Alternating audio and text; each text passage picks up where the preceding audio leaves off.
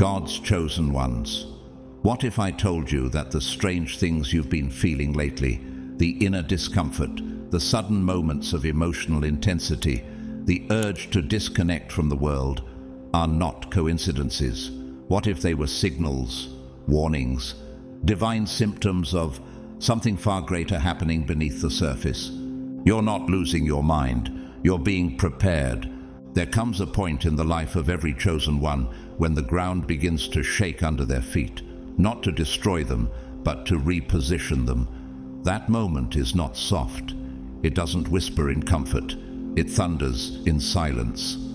And before your final awakening fully takes hold, there's a sacred threshold you must pass, a hidden doorway where your entire spiritual system starts to respond as if it knows a secret your mind hasn't caught up to yet. Have you been feeling like something is unraveling? That nothing is the same anymore, even though you can't explain why? That's because you're not just evolving. You're approaching the most significant spiritual transformation of your life. And here's what the world won't tell you. Chosen ones don't awaken through peace. They awaken through pressure. God doesn't elevate you until He empties you. That's why things have been falling apart. Not to punish you, but to prepare you. And just before this final elevation, 7 specific signs begin to show up. They touch your energy, your health, your emotions, your very surroundings. They shake you, wake you, and crack your soul open so the light can finally break in. If you've been sensing this, if your life feels like a divine mystery unfolding and you're ready to understand why, I want you to comment 777 below as a confirmation that you're part of this sacred shift. And to every single one of you who's been supporting this journey through super thanks, may heaven multiply what you've given. Your generosity is helping awaken souls all over the world. So lean in, because what you're about to discover is not just information, it's revelation. These 7 spiritual symptoms aren't something to fear. They're proof that your old self is shedding and your divine identity is rising. Are you ready to find out what they are? Let's go deeper. The truth is already waiting for you. God's chosen ones. You'll feel this right before the final spiritual awakening. 7 powerful signs.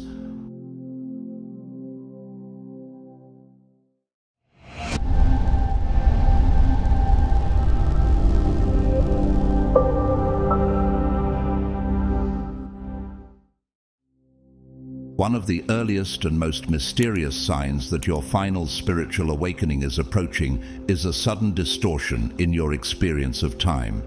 It begins subtly.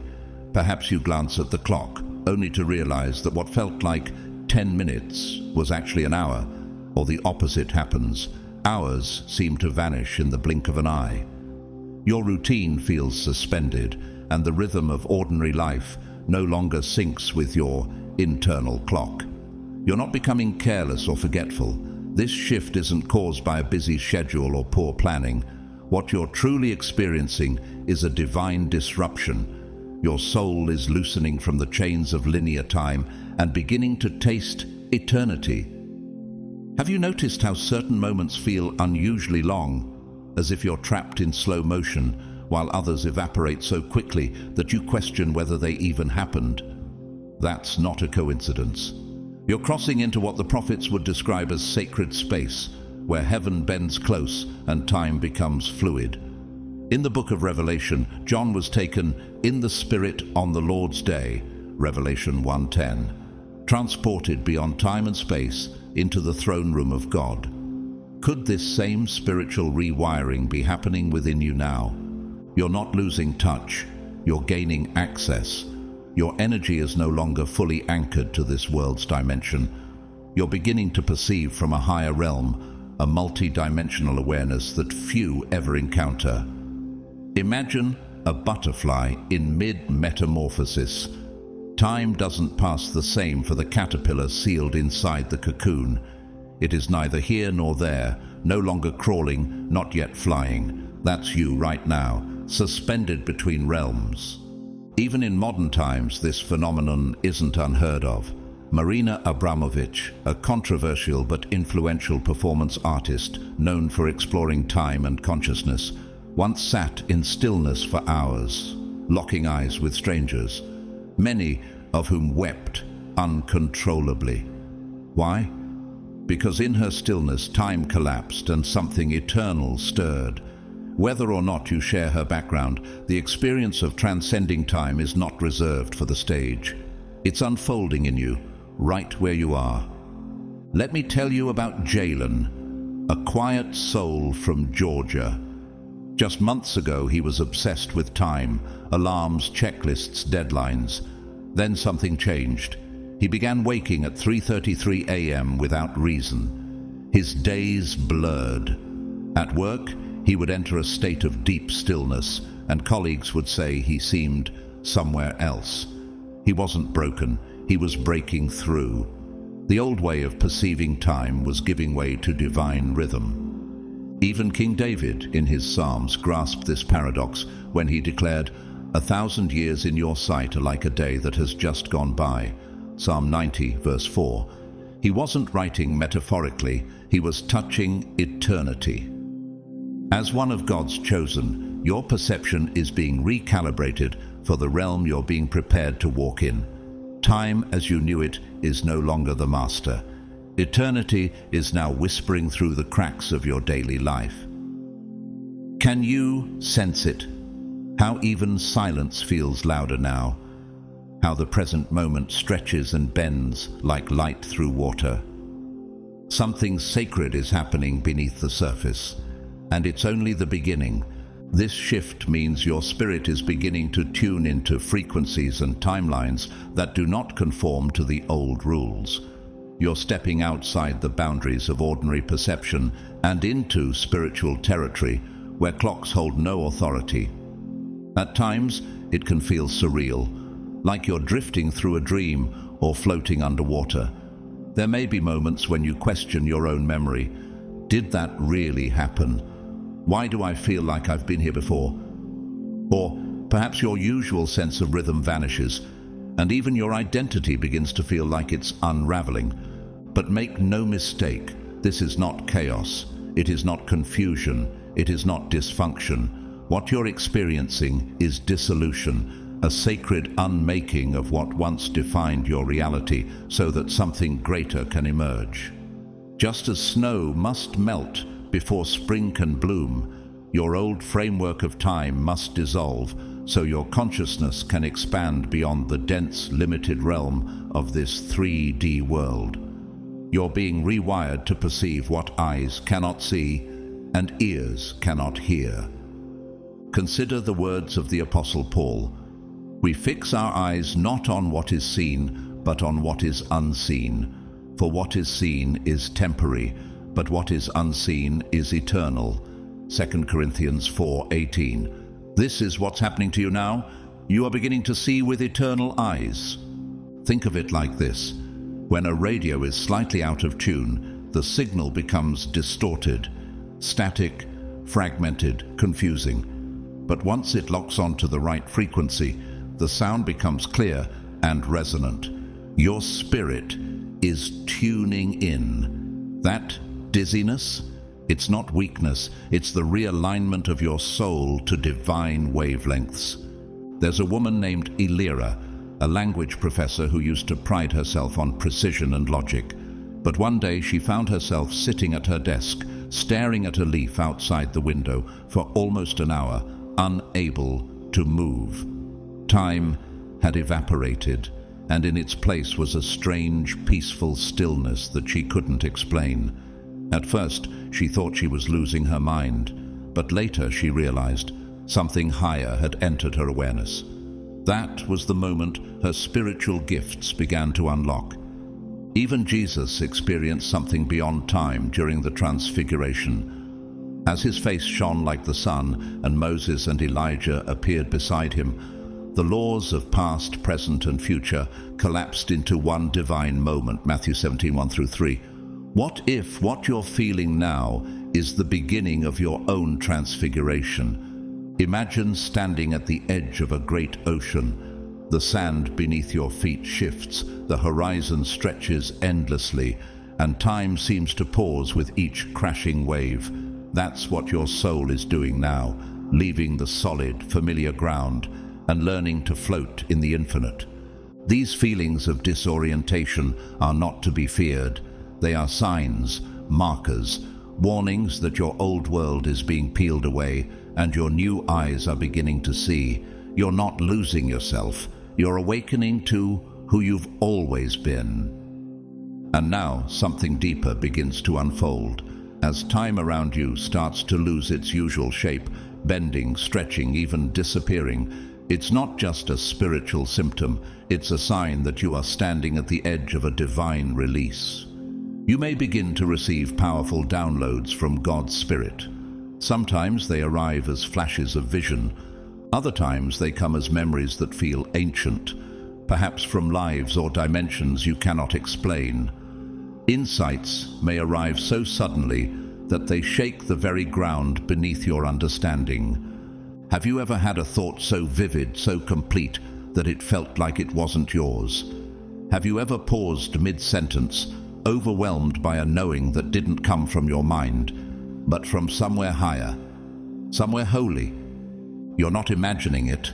This is heaven speaking in the language of the Spirit. The Bible says in Job 33:14-16, "For God does speak, now one way, now another, though no one perceives it. In a dream, in a vision of the night, he may speak in their ears and terrify them with warnings." These aren't just ancient words, they're happening now, to you. Your soul is expanding to perceive truths that calendars and clocks cannot explain. This is not a breakdown, it's a breakthrough. Don't let fear make you retreat. As these visions come, breathe deeply. Anchor yourself in prayer, not to escape the experience, but to hold space for it. You're not losing your grip on reality, you're stepping into a higher one. Think of how a falcon sees the earth while soaring thousands of feet above. The patterns, the roads, the chaos of cities below become small. From that height, the noise of the world is quieted. Your awareness is rising in the same way. Can you feel how your spirit is gaining altitude? Even modern thinkers have spoken of this shift. Carl Jung, the Swiss psychiatrist and pioneer of analytical psychology, once said, "Your vision will become clear only when you look into your heart. Who looks outside dreams. Who looks inside awakens." Though not a prophet, his words point toward the very awakening you're now walking into. Let me tell you about Nadira, a Kenyan fashion designer who recently felt called to pause her thriving business. In the middle of her success, she began waking at 4:44 a.m. every day, flooded with images of white garments, wings, and ancient writing she didn't understand. One day, while praying on a balcony, she heard, "You are not here to dress bodies. You are here to clothe spirits." She left the fashion industry to begin a ministry that sends prophetic robes to women across Africa. She never saw it coming. But the visions were real, and the shift in time was only the beginning.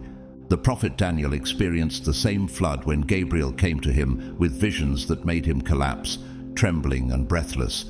Daniel 10:8 says, "I was left alone, gazing at this great vision.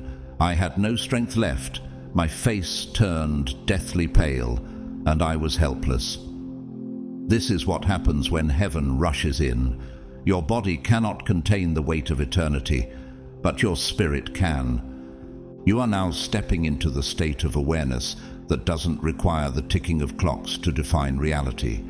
You're starting to see the divine blueprint, not in days or weeks, but in revelations and moments of divine truth. Doesn't it explain why everything familiar seems to fade? Why some conversations feel strangely empty while silence feels sacred? This isn't a phase. It's not exhaustion. This is evidence. Evidence that you are rising. You're not here to merely count days. You're here to interpret heaven. You wake up one morning and something feels off. You're not exactly sick, but you know you're not well either. There's a tightness in your chest that wasn't there before. Your muscles ache, though you haven't lifted anything heavy or done anything strenuous. Suddenly, foods that once comforted you cause discomfort. Your stomach bloats, your digestion rebels, your skin flares up. It's as if your body has entered into battle, but you can't see the enemy. At first, you assume it's stress, maybe fatigue, or that your schedule is finally catching up with you. But as the days go on, the symptoms don't disappear, they evolve. One day it's tension, the next it's brain fog. Then it becomes emotional, a deep heaviness that clings like a shadow. And then a deeper awareness begins to rise, subtle but undeniable.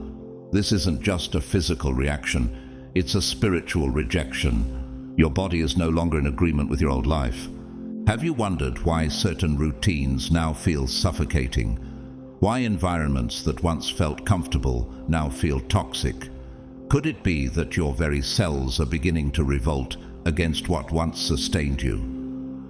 The Bible reminds us in Romans 12:2, "Do not conform to the pattern of this world, but be transformed by the renewing of your mind." That transformation isn't just mental, it often starts in the body, as your temple begins to refuse anything that no longer serves your divine purpose. Imagine a snake preparing to shed its skin. The outer layer becomes tight, dry, and irritating. It's not disease, it's departure. The old covering is no longer compatible with its expanding form. In the same way, your physical body is trying to shed the weight of what is no longer part of your spiritual assignment.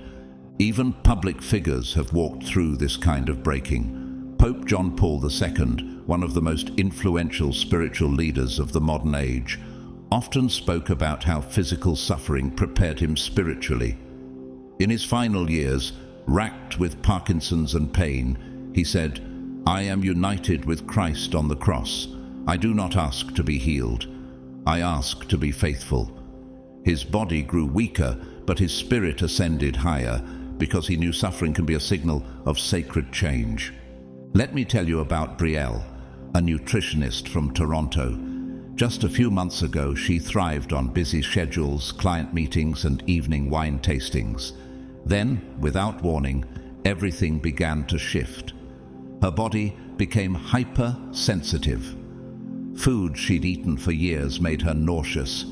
Her skin erupted, her weight fluctuated, and she felt overwhelmed by sounds and lights. Her doctors found nothing wrong. But late one night, while crying on the floor, she whispered, "God, what is happening to me?" And the answer came like a whisper, "You're being emptied to be filled." She left her career, entered into spiritual study, and now teaches others how to align their health with divine frequency. In 1 Corinthians 6:19 it says, "Do you not know that your bodies are temples of the Holy Spirit?" As your calling increases, so does the sensitivity of your temple. What used to go unnoticed, energies, toxins, foods, even people, now leave an imprint. You're not just tired. You're being told, you've outgrown this level. Can you feel it? The way your body recoils at certain places, people, or patterns. It's not weakness, it's wisdom.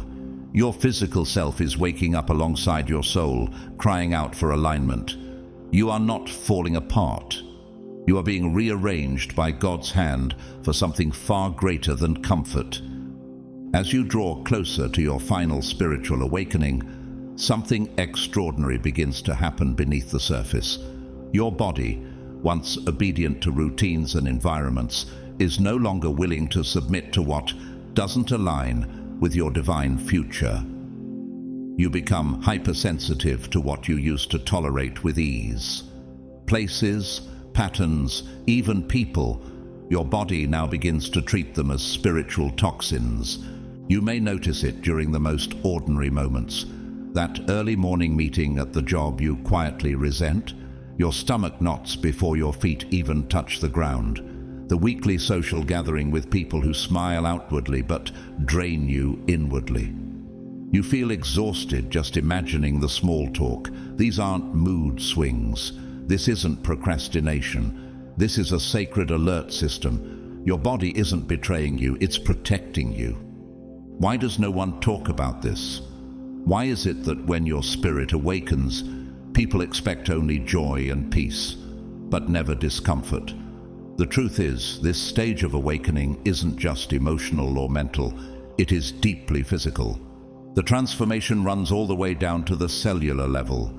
1 Corinthians 15:51-52 says, "We will not all sleep, but we will all be changed, in a flash, in the twinkling of an eye." And while Paul was speaking of a final transformation, what if you're already tasting the beginning of that change now? What if the ache in your bones is actually the birth of something eternal? Imagine a violin being tuned. If even one string is slightly off, the entire instrument vibrates in tension. That's you. Your soul is being tuned to heaven's frequency, and anything that doesn't resonate with your new vibration begins to feel sharp, out of place, even painful. Have you felt that lately, like the noise of the world is getting louder, but your desire to withdraw into silence is growing? Consider Howard Storm, once an atheist and successful art professor. After a near-death experience, he encountered the presence of Christ and returned transformed. He said the hardest part wasn't the revelation, it was returning to a world that no longer fit. His senses were heightened, and his body reacted fiercely to the emotional energy of others. His awakening wasn't just spiritual, it was physical, and like you, he had to adjust to the new frequency he had touched. Let me tell you about Dion, a private driver in New York who recently began waking with strange symptoms: nausea, backaches, migraines. Doctors couldn't explain it, but it always happened on Mondays. He finally realized the pattern. His symptoms peaked whenever he had to drive a wealthy client who constantly berated him. One day, he refused the job. The symptoms vanished. That was the moment he knew his body was warning him before his mind could catch up. He left his job within a month and now works with children with disabilities, where he says his body feels light every day. Romans 8:11 reminds us, "If the spirit of him who raised Jesus from the dead dwells in you, he who raised Christ will also give life to your mortal bodies." Not just your spirit, your body. Your awakening isn't limited to prayer and dreams, it's in your digestion, in your posture, in your breath. Why do certain rooms now feel heavier? Why does your body tighten around people who once made you laugh? It's because your spiritual GPS has rerouted, and the destination you're heading toward no longer supports the energy of where you've been. This is not weakness, this is recalibration. The old programming, the roles you played, the masks you wore, the obligations you fulfilled are being rejected by your system, not out of rebellion, but out of protection. Your body is preparing you to dwell in higher places. The temple is adjusting to house new glory. And yes, this part can feel absolutely brutal. There will be moments when you wonder if you're breaking down completely. Your emotions swing wide, your body aches in ways that make no medical sense, and your thoughts begin to spiral. But you're not unraveling, you're detoxing. This isn't the end. It's the expulsion of everything that no longer belongs to the version of you that God is raising up. The heaviness you feel, it's not failure, it's cleansing. You are purging the noise, the weight, and the false identities that kept you imprisoned in a version of life that no longer serves your destiny. Just like the Israelites had to leave Egypt before they could receive the promised land, you too must release what's familiar, even if it hurts. Exodus 23:25 reminds us, "Worship the Lord your God, and his blessing will be on your food and water. I will take away sickness from among you." Could it be that this discomfort is a form of divine extraction, removing what was never meant to stay in your system? So what matters most in this sacred but messy stage? Listening, not to the outside world, but to the whispers of your body. Drink more water than usual. Your system is flushing toxins from old emotional patterns. Rest without guilt. Your nervous system is recalibrating. Eat not from habit, but from intuition. Your body will tell you what it needs if you dare to be still enough to hear it. Have you noticed how forcing yourself into certain places now feels violent? How even casual conversations with certain people leave you spiritually sore? That's not you being too sensitive. That's your body becoming a spiritual instrument. And like a finely tuned harp, anything off pitch now creates tension, friction, resistance. Imagine a violin being dragged through a storm. The strings will snap if the pressure is too great. That's what happens when you remain too long in environments that no longer resonate with your new frequency. Even great minds have spoken of this inner transition. Brené Brown, the American professor and author known for her work on shame and vulnerability, once said, "You either walk inside your story and own it, or you stand outside your story and hustle for your worthiness." What if your body is now refusing to hustle? What if your fatigue is divine resistance to anything less than truth? Let me share a story with you. Amare was a young seminary student in Nairobi. He began to experience strange symptoms every time he entered a specific lecture hall: tight throat, headaches, nausea. He assumed it was illness until he realized the lectures were filled with doctrines that contradicted the stirring truth God had been planting in him privately. One day, he skipped the class, studied under a tree instead, and the symptoms vanished. He wept, not because he was weak, but because he had been strong for too long in a place that was not his calling. Today, he teaches barefoot under that same tree, drawing hundreds who say his presence feels like peace itself. The prophet Elijah also experienced collapse when he was misaligned with his next season. After fleeing Jezebel, he lay under a tree, asking God to take his life. But what did God do? He sent an angel to feed him, hydrate him, and tell him to rest, because the journey ahead was too much without renewal. 1 Kings 19:5-8. You too are being prepared for a journey that your old body cannot carry. A new vessel is being shaped in you, so when your body says no, honor it. When a space feels sharp, leave it. When your spirit feels weary, rest without apology. You're not fragile, you're becoming finely tuned for the next dimension. And anything that grates against your soul is simply revealing where God is no longer assigning your energy. That tightness in your chest when you enter a certain building, that sudden headache that strikes in a specific location, the anxiety that creeps in the moment you're around particular people, these are not coincidences. These are not mood swings or random bodily malfunctions. This is your soul using your nervous system as a messenger. It's shouting what your mouth won't say yet. This is no longer for you. You may have learned to dismiss it, telling yourself to toughen up, push through, stay polite. You may have numbed it with busyness, caffeine, or silence.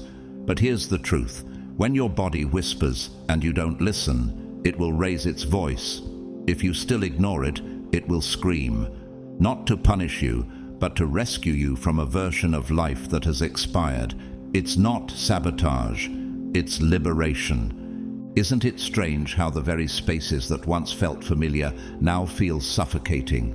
Why does your chest tighten in the presence of certain voices, or your energy plummet in rooms filled with laughter? Could it be that your soul no longer recognizes those places as home? The Bible says in Isaiah 30:21, "Whether you turn to the right or to the left, your ears will hear a voice behind you saying, 'This is the way, walk in it.'" That voice doesn't always come as words. Sometimes it arrives as a headache, sometimes as anxiety, sometimes as a deep physical resistance to the things your spirit has already moved beyond. Imagine a wild horse confined to a small pen. At first, it stands still, then it paces, then it bucks.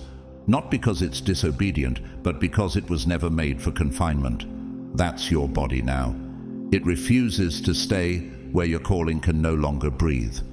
Even Arianna Huffington, founder of the Huffington Post, once collapsed from exhaustion and burnout. literally falling to the floor and breaking her cheekbone. That moment changed her life. She said, "Burnout is not the price you have to pay for success." Her body didn't fail her. It forced her to face what she was unwilling to see. From that day, she built a new life around rest, reflection, and purpose. Let me tell you about Elias, a tech consultant in Singapore. He used to thrive in high-pressure boardrooms, but over time, every meeting left him dizzy, short of breath, and drenched in sweat. Doctors found nothing wrong, but he finally admitted to himself, "I can't do this anymore."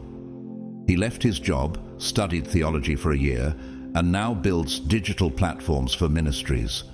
He says his healing didn't come from a cure.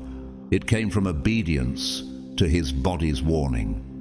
Even the prophet Jeremiah experienced this kind of visceral truth. He said, "There is fire in my bones. I am weary of holding it in. Indeed, I cannot." Jeremiah 29. When the soul carries something greater than the space it's in, it burns from the inside out. You're not broken, you're being realigned. Your body is no longer loyal to survival, it's loyal to purpose. And now, it's leading the way. So the next time your head pounds in a conversation, or your chest feels heavy in a familiar place, pause. Listen, not to logic, but to the wisdom God placed in your cells. This is sacred. This is how alignment begins. There comes a sacred shift in your spiritual evolution, a quiet, unsettling moment, when everything you once chased begins to lose its shine. You're not sad, you're not burned out, but something has undeniably changed. The thrill of achievement, the pull of popularity, the validation from likes, promotions, applause, they all begin to feel like background noise in a movie you're no longer watching. You scroll through your phone, but nothing stirs your spirit. You enter your workplace and suddenly realize everyone's still playing the same game, but you're not even on the field anymore. Their goals feel like sandcastles in a storm. Their conversations echo with the same familiar buzz, yet to you, they now sound hollow. Even your own previous ambitions begin to dissolve. Have you felt it? That strange stillness when your soul quietly unplugs from the world around you? This is not failure. This is clarity. Ecclesiastes 1:14 says, "I have seen all the things that are done under the sun. All of them are meaningless, a chasing after the wind." King Solomon, in all his wisdom and wealth, reached the same place you are standing now. He saw through the illusions and found that none of it could satisfy the soul. You're beginning to awaken to a deeper truth, one that reveals how much of life is theater. How often have you succeeded only to feel nothing afterward? How many accolades did you collect before realizing they couldn't speak to the quiet ache inside your spirit? Even Jim Carrey, the world-renowned actor and comedian, once said, "I wish everyone could get rich and famous and have everything they ever dreamed of, so they would know that's not the answer." What drove him to say that? It was the veil lifting, the illusion thinning, the same process you are experiencing now. Let me tell you about Sapphira, a rising political strategist in Paris. Her name was known, her influence was growing, but one morning she sat in her office surrounded by awards and headlines and felt nothing but emptiness. "I realized," she said later, "I was building a tower God never told me to build." She resigned quietly, gave away half of her wardrobe, and began studying scripture in a quiet village. Today she counsels women in government, not with strategies, but with spiritual wisdom. Her soul had unplugged from the system, and she finally followed where it led. The Apostle Paul had his moment too. Once a rising star among Pharisees, he declared in Philippians 3:8, "I consider everything a loss because of the surpassing worth of knowing Christ Jesus my Lord." His entire value system collapsed in the light of his encounter with truth. Yours is collapsing now, not because it was weak, but because you're finally strong enough to see through it. It's like waking from a dream.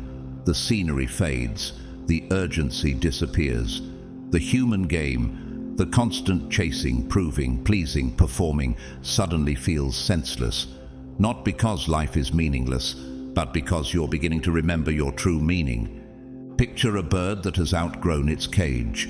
The cage may still be gold, the food placed daily, but the bird no longer sings. Why? Because something inside knows there's a sky beyond those bars. That's you. You're no longer content with man-made rhythms. You're being summoned to fly. So no, you're not drifting. You're discerning. You're not lost. You're leaving what's no longer true. The veil is lifting. The illusion is thinning. And what's left is something holy, unshakable, real. At first, this stage can feel disorienting, almost frightening. You might quietly ask yourself, am I giving up? Am I becoming lazy, distant, or even broken? But deep within, the truth begins to rise like a whisper that refuses to be silenced. You're not failing. You're evolving. You're not checking out of life. You're checking out of illusions. You're detaching, not out of apathy, but out of alignment. The things that once fed your ego, the roles that gave you a sense of identity, the metrics that defined your worth, they no longer match your frequency. They were scaffolding, meant to hold you up temporarily, but your soul no longer needs to lean on them. Still, this shift can carry guilt like a shadow. You may feel bad for not replying to that text message, for skipping yet another networking event, for dreading small talk with people who no longer feel like home. And sometimes you try to fake interest just to avoid conflict, to keep peace with co-workers, to fit in at the dinner table. But have you noticed how exhausting that performance has become? It's not laziness, it's your spirit craving something real, something holy, something that stretches beyond survival and status. Psalm 42:7 says, "Deep calls to deep in the roar of your waterfalls." What if that discomfort is the sound of your soul calling to something deeper, something eternal? Even Malala Yousafzai, the Nobel Peace Prize-winning activist, once admitted that her drive wasn't rooted in fame or praise. "I don't want to be thought of as the girl who was shot by the Taliban," she said, "but as the girl who fought for education." Her soul craved something beyond survival, a legacy rooted in truth, not image. Isn't that what your soul is whispering now? Let me tell you about Jonah, a successful real estate investor from Lisbon. Just a year ago, he thrived on constant deals, luxury cars, and the adrenaline of high-stakes negotiation. But over time, he felt strangely numb.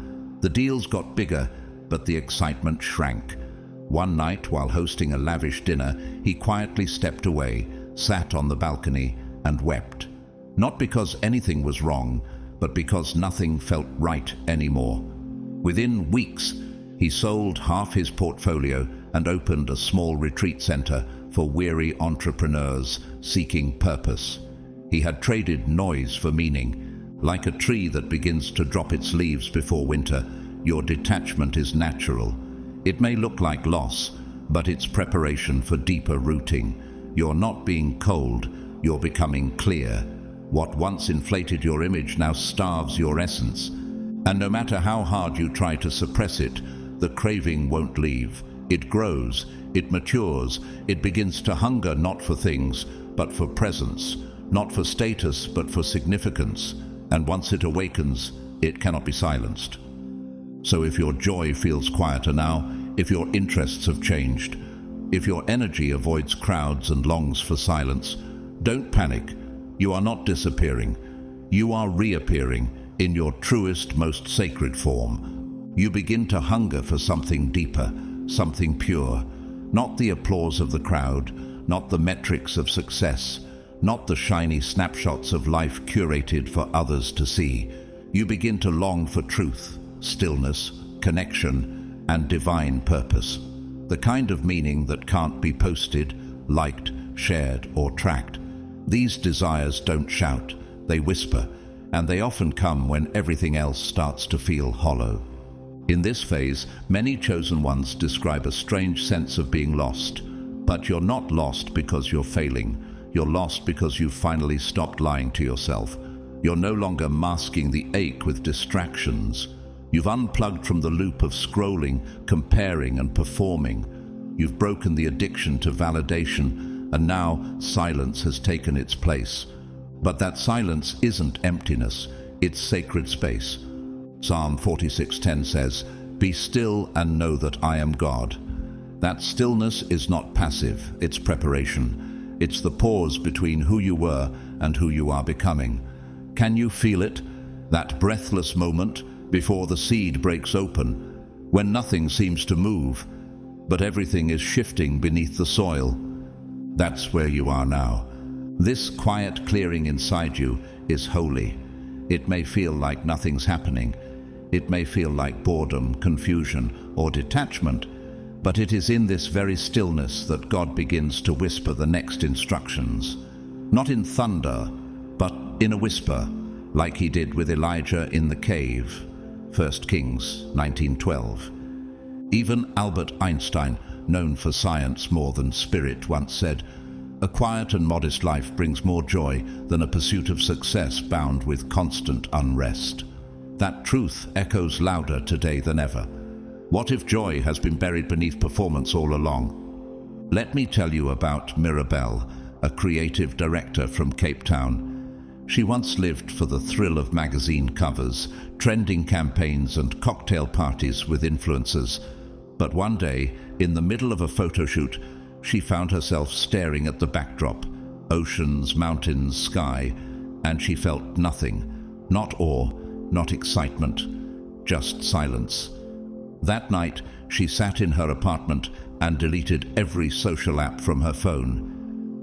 "It was like I was finally hearing myself again," she said later. Today, she teaches young women art therapy and helps them create without posting a single image online. Your soul is withdrawing, not because it's tired, but because it's ready. Ready to be fed by what is true, not what is trendy. And though you may not know exactly what your higher purpose is just yet, don't be alarmed. You're standing in the holy in-between. The soil has been cleared, the old weeds pulled out, and heaven is about to plant something that grows eternally. So, if nothing excites you anymore, if the game feels pointless and the rewards no longer sparkle, don't panic. You're not broken. You're just done playing a game you were never designed to win, because your soul was never called to compete. It was called to awaken. As you approach the final threshold of your awakening, don't be surprised when emotional intensity surges like a tidal wave. One moment, you're weeping over a childhood song you haven't heard in years. The next, a wave of rage hits you out of nowhere. Rage that feels ancient, almost unfamiliar. You might sit in your room feeling everything at once, then nothing at all. But no, you're not losing your mind. You're entering a sacred purge. These waves aren't random. They're not mood swings to be medicated or suppressed. They're part of your spiritual cleansing, a divine unraveling of energies that have been buried inside you, waiting for this moment to rise. Your emotional body is not just reacting to this lifetime, it's releasing residual energy from past chapters, past timelines, and even from your ancestral lineage. Pain that was never processed, guilt you didn't realize you inherited, grief that was never fully grieved. It's all rising now, not to destroy you, but to liberate you. Have you felt it lately? Like you're crying for someone else's story, or like there's a wound in you that doesn't quite belong to your memory? Could it be that you're carrying more than your own history? The Bible speaks of this sacred release in Psalm 56, verse 8. "You keep track of all my sorrows. You have collected all my tears in your bottle. You have recorded each one in your book." Your tears are not wasted. They are divine data, heaven's record of your becoming. Think of it like energetic vomiting, unpleasant, even painful, but deeply necessary. Just as the body expels what it cannot digest, Your soul is purging the density it can no longer carry. You're making room for expansion, for upgrade, for a new frequency of truth. Even celebrated actor and activist Viola Davis has spoken of this process. In her memoir, Finding Me, she reveals that years of rage and grief were not signs of weakness, but signs that she was finally touching truth. "My rage had value," she wrote. It was the voice of every little girl who had never been heard. Can you see now that your intensity is not a flaw? It's a revelation. Let me tell you about Kian, a quiet painter from Manila. For years he was known for his serene landscapes, but during his awakening he couldn't pick up a brush without crying. He snapped at strangers. He avoided everyone. One evening he painted a storm instead of a sunset, his first time using black in over a decade. And when he finished, he collapsed and prayed like never before. It was as if every hidden wound had finally spoken through his hands. That storm became his most celebrated work and the beginning of a new spiritual calling. Jesus himself knew emotional waves. In John 11:35, we read the shortest and most profound verse. Jesus wept, not because he lacked strength, but because divine compassion demanded honest expression. Your tears are not weakness. They are a form of power that no enemy can imitate. So when the intensity comes, when anger shakes you, when sadness drowns you, when joy pierces your chest without warning, don't run, don't judge, honor it, sit with it like a sacred guest. Let the emotion speak before it passes. Your anger is telling you where a boundary was broken. Your tears are telling you what still needs to be loved. And your soul is telling you, we are getting closer. This intensity means your inner world is no longer numb. It's becoming honest, raw, and powerful, and that is the greatest evidence that you are not just awakening, you are transforming. These sudden emotional spikes, waves of joy followed by tears, bursts of clarity interrupted by confusion, are not signs of instability. They are signs of rewiring. Your heart is being tuned to a new frequency, one that the average person cannot hear or carry. You're not breaking down, you're breaking open. All the filters that used to protect you, emotional walls, coping habits, the need to stay strong, are being peeled away. Why? Because God is restoring your sensitivity, not as a weakness, but as a weapon. Have you noticed how your emotions no longer respond to logic? How tears come without warning, or how joy explodes in the middle of silence? This isn't chaos, it's calibration. You're beginning to feel in the spirit, not just in the body. As it says in Ezekiel 36:26, I will give you a new heart and put a new spirit in you. I will remove from you your heart of stone and give you a heart of flesh. That is what's happening now. The hard heart of survival is being replaced with a sacred one, soft enough to receive God's presence, strong enough to carry His purpose. And with this new heart comes new consequences. Suddenly, people begin fading from your life. Old friends, once so connected, now feel foreign. Conversations that used to flow are now forced. Messages go unanswered. Invitations stop coming. And without explanation, the ones you loved feel distant, as if some invisible fog has settled between you. Your first instinct may be to blame yourself. Did I offend them? Am I withdrawing too much? Did I change too quickly? But what if none of that is true? What if you didn't shrink? They simply can't breathe in the new atmosphere you now live in. Let me tell you about Frida Kahlo, the iconic Mexican painter known for her bold, emotionally raw artwork. After a tragic accident nearly ended her life, she became isolated, her relationships strained. Even her husband could not always understand her pain. But it was in that solitude that her most powerful art emerged. She once wrote, I paint flowers so they will not die. When others faded, her calling came into full bloom. You too are blooming in the dark. There's also Adrian, a man I met who used to lead a high-level tech team in Singapore. He had friends everywhere, social invites every weekend. But after a silent retreat in Bali, something shifted.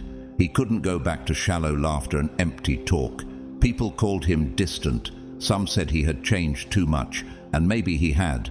But in that space of separation, he began writing devotionals for men struggling with anxiety. And today, his words are reaching thousands around the world. Why does this always happen before the final awakening? Because spiritual sovereignty cannot be restored while you're still managing everyone else's expectations. Separation is often the last step before elevation. In 2 Corinthians 6:17, God says, "Come out from among them and be separate, says the Lord. Touch no unclean thing, and I will receive you." This isn't about arrogance, it's about assignment. Not everyone can go where God is sending you. Imagine a snake shedding its skin. The old layer doesn't fall away all at once. It peels slowly, painfully. But if the snake clings to it, infection comes. If it lets go, it grows. In the same way, these relationships aren't ending because of failure. They're dissolving because of expansion. Have you ever stood in a room full of people and still felt completely alone? That's not loneliness. It's spiritual altitude. You're no longer grounded in the same emotional terrain as before.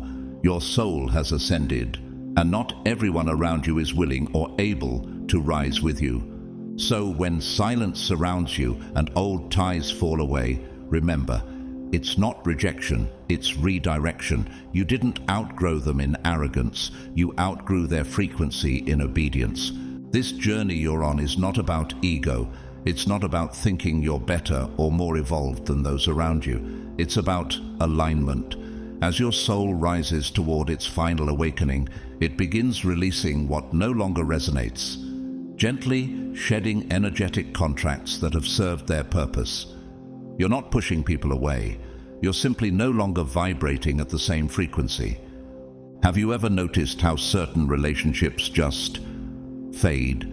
Not in anger, not in drama, but in silence.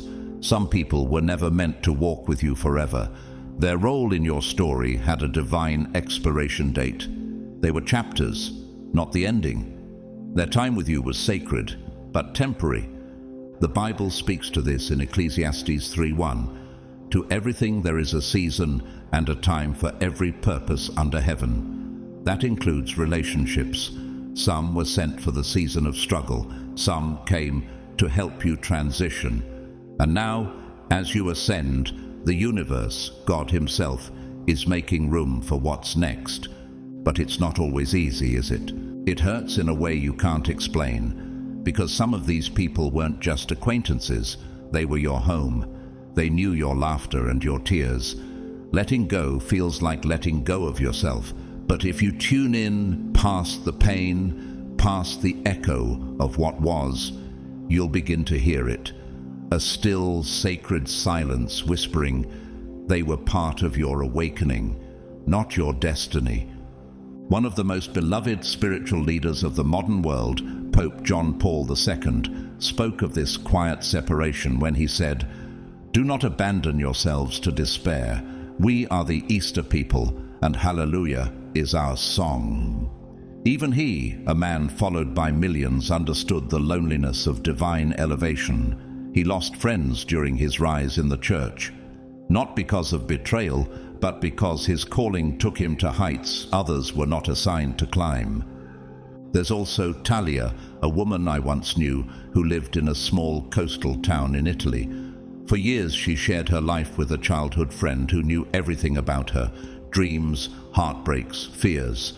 But when Talia began having vivid visions and an unshakable pull toward healing work, their bond cracked. Her friend couldn't accept the change. The phone calls slowed, then stopped. And though Talia mourned, she later found herself surrounded by a new circle. People who spoke the same spiritual language. People who challenged her to rise instead of asking her to shrink. Like trees in autumn, you are shedding what's already fulfilled its season. The leaves fall not because they are dead, but because they must make room for the next cycle of growth. Can you feel it? That ache in your chest is not just grief. It's sacred space being carved for someone new, for soul family, for mentors, for guides who are already being pulled toward your new vibration. You are becoming a mirror for others who are awakening too. And just like you, they've been wandering, waiting, praying for someone who understands them at this higher frequency. They're coming, but they cannot arrive if you keep clinging to what's already been released. Jesus himself demonstrated this truth. When he was transfigured on the mountain, only Peter, James, and John were invited, not because the others weren't loved, but because the experience required alignment. As it says in Matthew 17, the others weren't rejected, they simply weren't chosen for that moment. So, breathe, release the guilt, let the past be holy, but don't drag it into a future it was never designed to enter.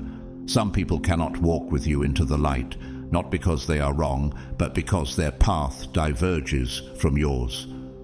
And that's okay, because those who are meant to stay will stay, and those meant to arrive will find you effortlessly. By this stage of your awakening, the universe is no longer subtle. The whispers have turned into divine echoes, loud, insistent, unmistakable. But here's the mystery. It's not always in words. Sometimes it's numbers. Sometimes it's sound. Sometimes it's an image in a dream that refuses to fade with the morning light. Have you begun noticing repeating numbers 1111, 333, 555 on receipts, clocks, street signs? Or do certain songs seem to play at the perfect moment, with lyrics that feel like they were written just for you? Have you awakened from a dream so vivid that your body reacted as if it truly happened? These are not random glitches in your mind. These are activation codes, divine breadcrumbs leading you back to your true self. The prophet Joel wrote, "And it shall come to pass afterward that I will pour out my spirit on all flesh. Your sons and your daughters shall prophesy, your old men shall dream dreams, and your young men shall see visions."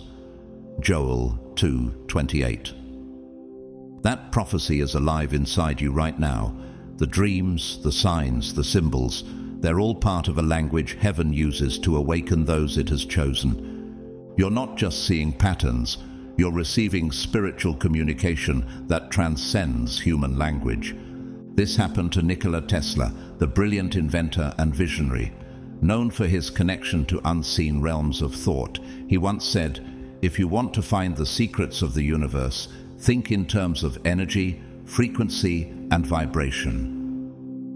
Tesla was not just referring to science, he was describing the very experience you are now undergoing, when reality begins to speak in code and your spirit starts to understand it. Let me tell you about Lena, a woman from the Netherlands who worked as a travel agent. She had no previous spiritual training. One day, after weeks of seeing 444 on every device and dreaming of ancient temples she had never studied, she finally asked God, "What are you showing me?" That very night, she received a dream so clear it felt more real than her waking life. She was teaching people under a tree, guiding them in prayer. Weeks later, she left her job, trained in intercessory ministry, and now leads healing retreats across Europe. The numbers weren't just signs, they were signals. They activated her purpose. Sometimes these messages don't come through dreams or numbers, but through art, nature, or strangers who say something that shakes your soul.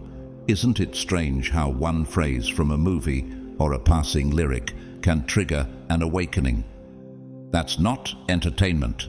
That's encounter. Picture a forest after rainfall. Every leaf glistens, every sound is amplified, every color richer. That's what your soul is experiencing now, an amplified version of reality, where everything speaks, everything vibrates with a deeper meaning. The veil is thinner, your senses are sharper, and the spirit is speaking louder.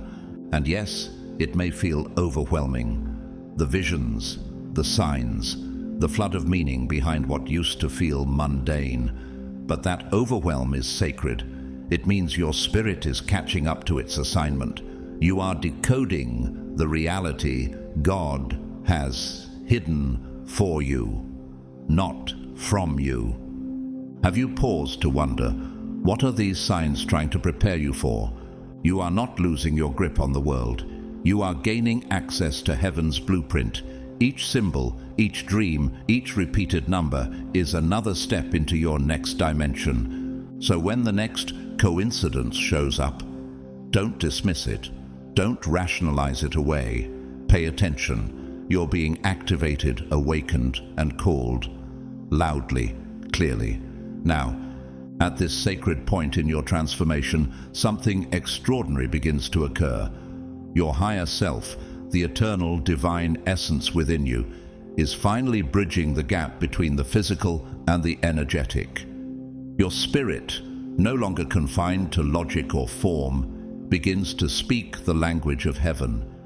Suddenly, signs, synchronicities, and symbolic patterns start appearing faster than your mind can logically process, one after another. Not just coincidences, but divine choreography. Have you ever thought of someone and moments later they text you, or had a sudden internal message, words not spoken aloud but resounding with clarity, drop into your spirit like lightning? These aren't passing thoughts. These are awakenings, and they're increasing for a reason. You may find yourself getting chills when reading something profound, as if the truth within those words has unlocked something ancient inside you. Or perhaps you felt a presence, warm, familiar, watching you, not with judgment but with protection. These aren't fragments of imagination. These are your clairsenses coming online. In 1 Kings 19, the prophet Elijah stood on the mountain waiting for God to speak. There was a powerful wind, then an earthquake, and then fire, but God was not in those. Then came a still small voice, and that's where Elijah found him. 1 Kings 19:11 through 12. That stillness, that quiet sense of knowing, that's what you're starting to hear now. The whisper of heaven within your spirit. And no, it won't always make sense to others, but it will feel undeniably real to you. That's because you're not learning with your brain, you're remembering with your soul. This is what happened to Clarissa Pinkola Estes, the Jungian psychoanalyst and author of Women Who Run with the Wolves. Known for her spiritual depth and dream work, she often spoke about inner knowing that defies logic. She once said, "If you have ever been moved by a story, you have been touched by the wild, God's soul within you." She understood that God doesn't always speak in sentences. He speaks through symbols, senses, dreams, and sudden tears. Let me share a story of Idris, a quiet man from Morocco who spent years working as a train conductor. One day, during a routine route through the desert, he began seeing the same hawk flying alongside the train, day after day. He dismissed it, until one night he dreamt of the hawk turning into a man who said, "The track is not your calling." A month later, Idris left his job and began leading nature-based retreats for spiritual seekers. That hawk wasn't just a bird. It was a symbol. And Idris had finally learned how to listen. You're now learning the same thing, because heaven doesn't speak English. The Spirit's language is not one of grammar or logic. It is made of patterns, frequencies, emotions, and encoded signs that bypass the mind and strike the soul. It may be a feather where it shouldn't be, a melody that stirs tears, a glance from a stranger that feels like a message. You feel them. You know they matter, even when you can't explain why. Jesus said, "He who has ears to hear, let him hear." Matthew 11:15. Those ears aren't just physical, they are spiritual, what Scripture calls discernment. And yours are now opening. Clairvoyance, spiritual sight; clairsentience, spiritual feeling; claircognizance, spiritual knowing. These are not mystical tricks. They are sacred tools given to those whose spirits are being readied for a higher purpose. Have you ever walked into a room and felt something shift, though nothing was said? That's your spirit reading the unseen. Have you heard a thought in your mind and known with certainty it didn't originate from you? That's spiritual perception taking root. This isn't about being special, it's about being aligned. You are becoming fluent in heaven's dialect. And now that you're listening, the universe, no, the Creator, is speaking to you more clearly than ever. The final symptom isn't loud. It doesn't burst in with visions or shake your senses with signs.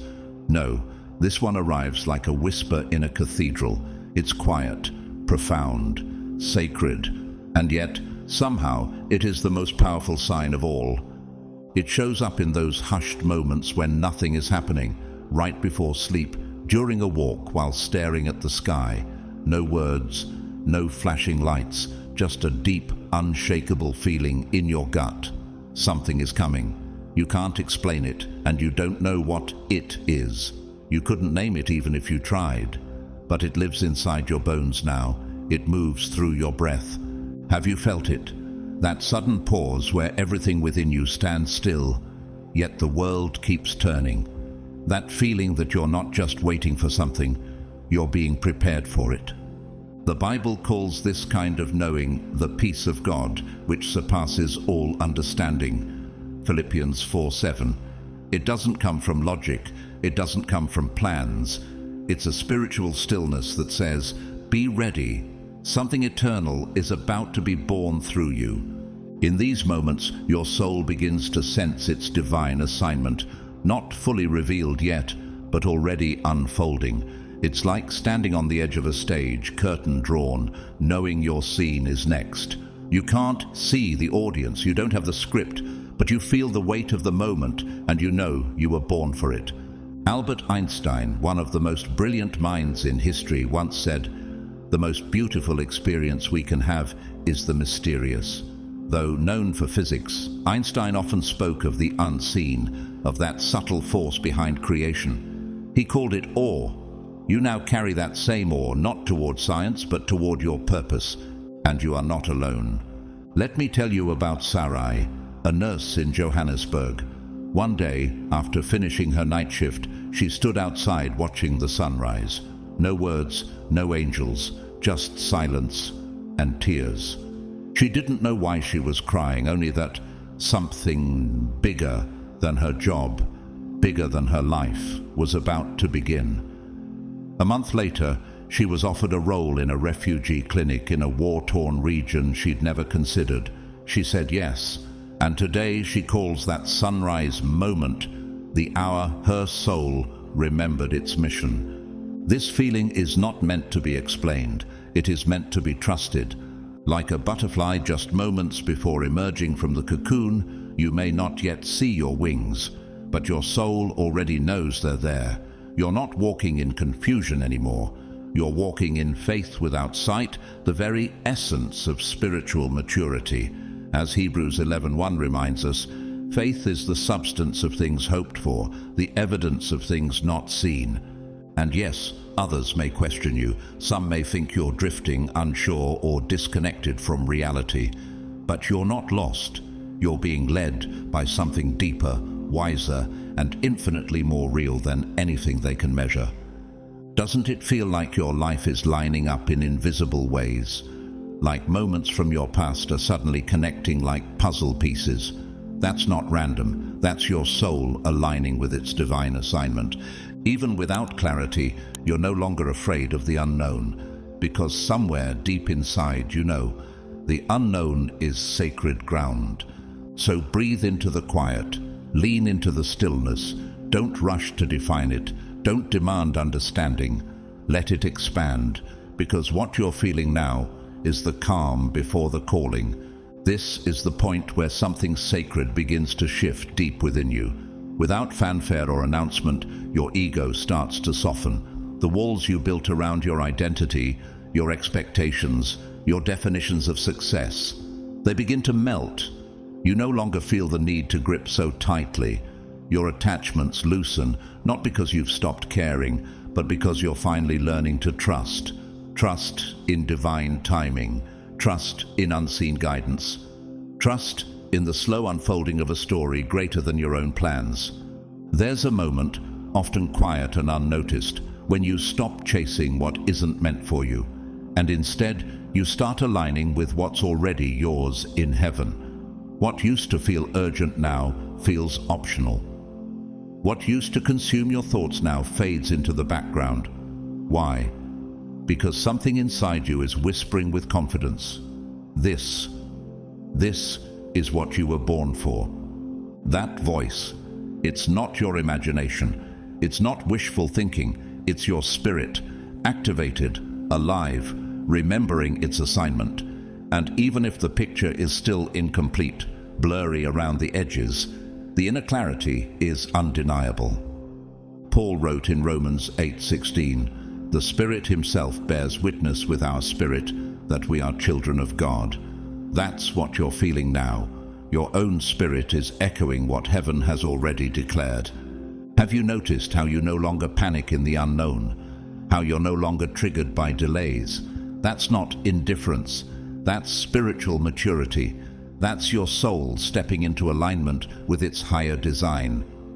Even legendary ballerina Misty Copeland, who broke boundaries as the first African-American principal dancer at the American Ballet Theatre, once said, "You can start late, look different, be uncertain, and still succeed." Her story didn't unfold through force. It unfolded through faith, through listening to that inner voice that said, "Keep going, you were made for this." Let me tell you about Caleb, a 37-year-old sound engineer from Toronto. For most of his life, he thought logic would lead him to success. But after a season of loss, he began waking up each morning with a strange calm. No visions, no thunder, just peace. And a voice within that kept repeating, "Build what you haven't seen yet."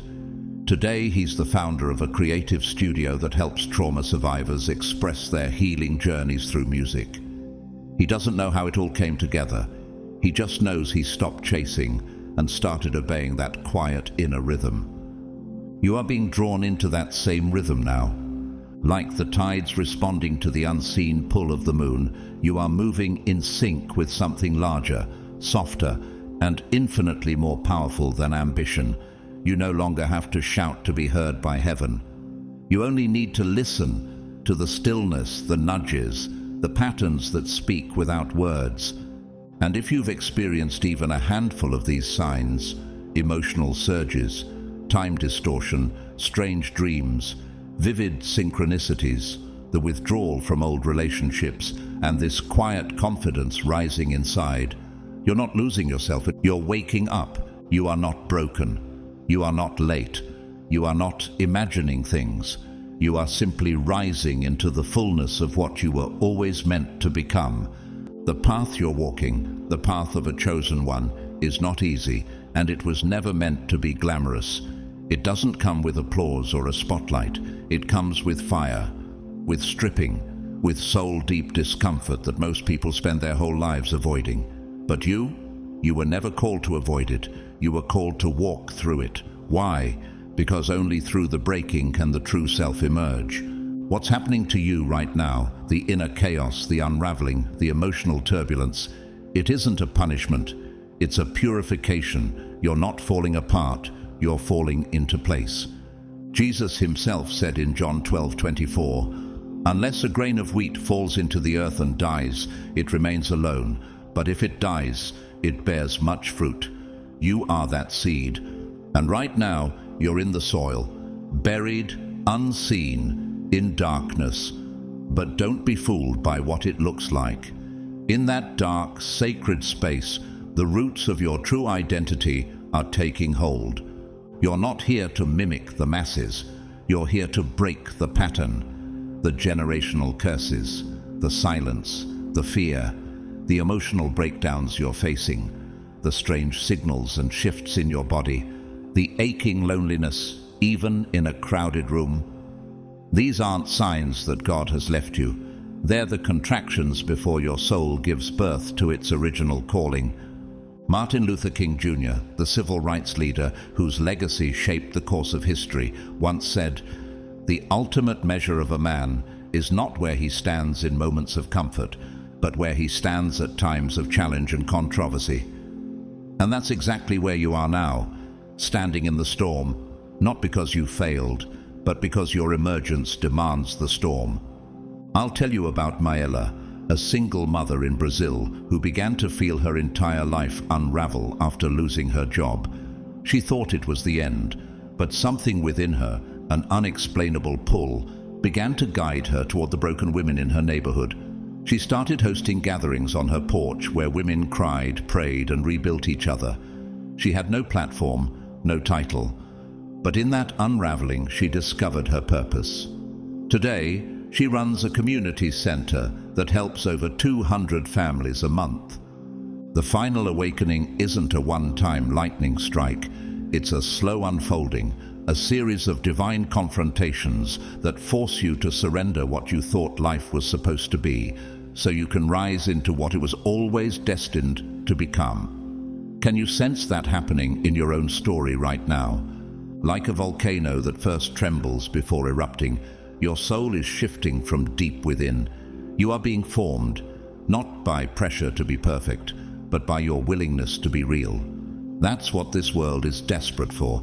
Not perfection, but authenticity wrapped in courage. You're not becoming someone new. You're remembering who you always were beneath the noise, beneath the conditioning, beneath the fear. So if your world feels upside down right now, if nothing seems certain and the familiar is slipping through your fingers, good. That means the shaking has begun. That means heaven is near. That means you are almost there. Because what's coming is not the end. It's the beginning of you, the version of you this planet has been waiting to meet. You've made it this far. That alone is no small thing. If even one of these signs has stirred something in you, if your heart pounded, if your eyes welled with tears, if the quiet voice inside whispered, "This is me," then know this: you are not alone. You are not crazy. You are not broken. You are awakening. The pain, the silence, the supernatural signals, the shifting relationships, the inner knowing, the surrender, none of it has been wasted. Every tear has watered your becoming. Every storm has prepared your soil. Every moment of isolation was heaven's way of pulling you aside to whisper secrets that the crowd would never understand. So don't give up. Don't look back. You are closer than you've ever been. If this message spoke to you, type 777 in the comments as a sign that you're ready to step into your divine assignment. Let others see you. Let heaven see you. Your agreement matters. To those of you who have supported this mission through super thanks, I want to say this from the bottom of my heart. Thank you. Your gift isn't just generosity, it's alignment. And whether you've given or simply shown up to listen, I bless you for being part of this sacred space. If you believe more souls need to hear this, like this video, share it, and subscribe to walk this journey with us. This is not just content, this is calling. And the more we walk together, the more powerful this awakening becomes. You were never meant to blend in. You were meant to be a light in dark places. And now, your light is rising. May God keep you. May His face shine upon you. And may every sign that's been stirring in your soul become the confirmation you've been waiting for. You're not just waking up. You're becoming who you were always meant to be.